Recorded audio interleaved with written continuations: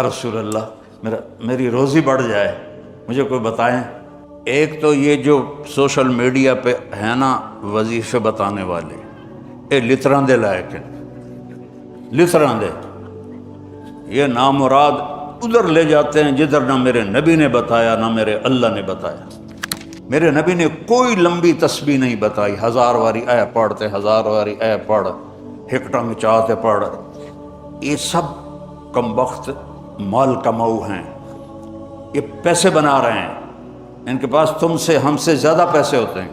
ایک وظیفہ اور بتاتا ہوں، جو یہ چاہے اس کی عمر لمبی ہو اور اس کا رزق زیادہ ہو۔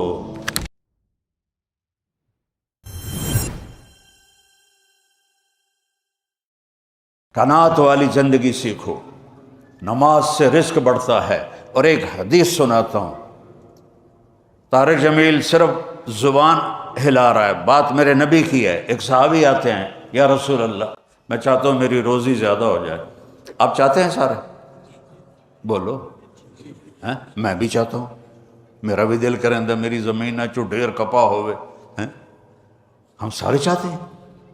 یا رسول اللہ میری روزی بڑھ جائے، مجھے کوئی بتائیں۔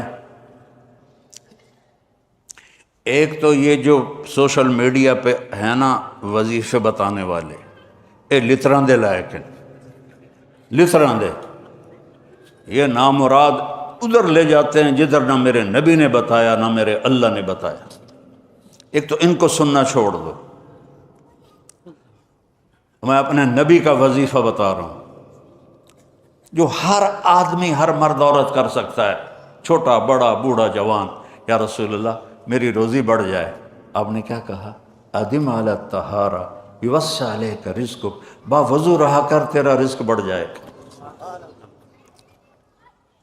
میرے نبی نے کوئی لمبی تسبیح نہیں بتائی، 1000 واری اے پڑھتے، 1000 واری اے پڑھ، ہکٹنگ چاہتے پڑھ۔ یہ سب کم وقت مال کماؤ ہیں، یہ پیسے بنا رہے ہیں، ان کے پاس تم سے ہم سے زیادہ پیسے ہوتے ہیں۔ اور نہ یہ اس چکر میں پڑو کہ جادو ہو گیا، جنوں پھرولو جادو ہو گیا، سایہ ہو گیا ہے۔ بھائی کتھے سایہ ہے، کتھے اتنے جادوگر پیدا ہو گئے ان بے ہر ویلے وہ پھوکی جان دے تو انہوں تباہ کیتی جان دے۔ یہ سب فراڈ ہیں، یہ جو جادو ہو گیا اور جادو کے عمل کرنا پڑے گا اور ہانڈی چڑھانی پڑے گی اور پتہ نہیں کی کرنا پڑے گا، زمین میں دبانا پڑے گا، یہ سارے اولود پٹھے نے، اور تسی سارے بے وقوف ہو جڑے انہاں دے مگر لگے ہویا۔ میرے نبی کا وظیفہ سنو، ادم علی الطہارہ یوسع علیک رزق، تو باوضو رہ تیرا رزق بڑھ جائے گا۔ ایک وظیفہ اور بتاتا ہوں، میرے نبی نے فرمایا، یہ آپ نے خود فرمایا، یہ باوضو رہنے کا پوچھنے پہ ایک صحابی نے پوچھا کہ میں چاہتا ہوں میرا رزق بڑھ جائے، تو آپ نے فرمایا باوضو رہا کر رزق بڑھ جائے گا۔ اور باوضو رہنے کے کچھ اور فائدے بتاؤں۔ ایک دفعہ شیطان ہمارے نبی کی خدمت میں حاضر ہوا، آپ نے فرمایا یار اتا دس تیرے دشمن کتنے ہیں؟ کہنے لگا 15۔ تو آپ نے فرمایا کون؟ کہ پہلے تو تسی ہو، پہلے دشمن تو میرے تسی۔ پھر اس نے فہرست گنائی، بات لمبی ہوتی جا رہی۔ اس نے کہا پھر وہ مومن مرد اور عورت جو باوضو رہتے ہیں وہ میرے بڑے دشمن ہیں، ان سے مجھے ڈر لگتا ہے۔ اور باوضو سو جاؤ تو موت آ گئی تو شہادت کی ہوگی، باوضو سو جاؤ تو ایک فرشتہ تمہارے لیے دعا کرتا رہے گا، باوضو سو جاؤ شیطان ڈر کے پیچھے ہٹ جائے گا۔ اور ایک بتا رہا ہوں جو میرے نبی نے خود بتایا پوچھنے کے بغیر، جو یہ چاہے اس کی عمر لمبی ہو اور اس کا رزق زیادہ ہو تو وہ اپنے ماں باپ کی خدمت کرے۔ تمہاری تو جابیں ہیں نا، تم کہاں ماں کو پوچھ سکتے ہو، جاب ہے۔ میرے نبی نے کہا اپنے ماں باپ کو خوش کرے اور اپنے رشتہ داروں پہ خرچ کرے اور ان سے اچھا سلوک کرے، اللہ اس کی عمر بھی بڑھائے گا، اس کا رزق بھی بڑھائے گا۔ اور ماں باپ کی دعائیں وہاں پہنچا دیتی ہیں اللہ کی قسم جہاں کوئی نہیں پہنچ سکتا۔ میں نے اس زمانے میں میڈیکل چھوڑا جب ڈاکٹر ایک بہت بڑی تصویر تھی، چونکہ وہ ڈاکٹر تھے بیوپاری نہیں تھے، سوداگر نہیں تھے، ادھوں ہی لے لو ادھوں ہی لے لو ادھوں ہی لے لو، ڈاکٹر تھے۔ اور مولوی ایک کیڑا تھا، کیڑا، گندگی کا کیڑا، اور میں ایک ذمہ دار خاندانی جس میں تکبر کی انتہا، انسان کو انسان نہیں سمجھتے تھے ہمارے بڑے۔ تو اللہ نے میرا کانٹا بدلا، میرا ہاتھ پکڑا، آج میں آپ کے سامنے کھڑا ہوں۔ یہ اس کی مہربانی ہے، اس کا کرم ہے، اس کا فضل ہے، اس کا احسان ہے۔ تو میں کالج لائف تک بہت روڈ تھا، نہ ماں کی پرواہ تھی نہ باپ کی پرواہ تھی، تو میرے ماں باپ کو مجھ سے بہت گلہ رہتا تھا۔ تو میں لاہور میں پڑھتا تھا، تو میں خط اس وقت لکھتا تھا جب پیسے مک جاندے ہیں۔ تو ایک دفعہ میرے باپ نے مجھے خط لکھا، بیٹا جب پیسے ختم ہوتے ہیں تو خط لکھتے ہو، کبھی ایویں بھی خط لکھ دیتا کر بھائی تیرا کی حال ہے۔ پتہ ہی نہیں تھا ماں کسے کہتے ہیں، باپ کسے کہتے ہیں۔ تو نبی کی زندگی پڑھی تو پتہ چلا، آپ اندازہ لگائیں۔ بیٹا بہ جا بہ جا۔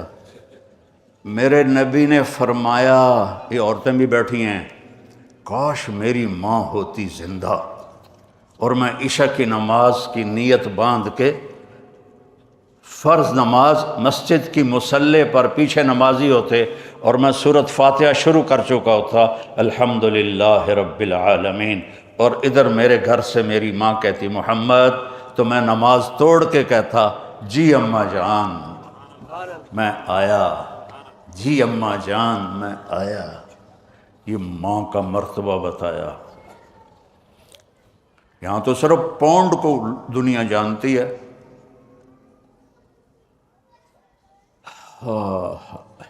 میرا نبی بتا رہا ہے ماں باپ کی خدمت کرو، رزق بڑھے گا۔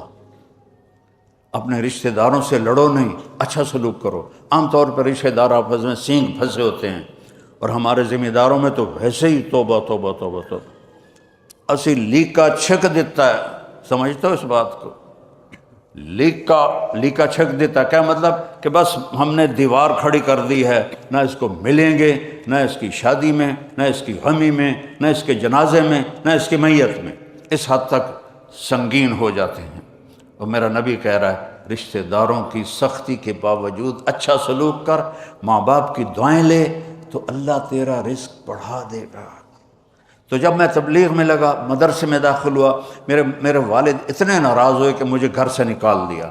23 نومبر 1972، یہ تو مولوی بننا تو میرے گھروں نکل جا۔ 2 باری میرے والد اتنے جابر ذمہ دار تھے کہ لوگوں کے پیشاب نکل جاتے تھے جب وہ گرجتے تھے، تو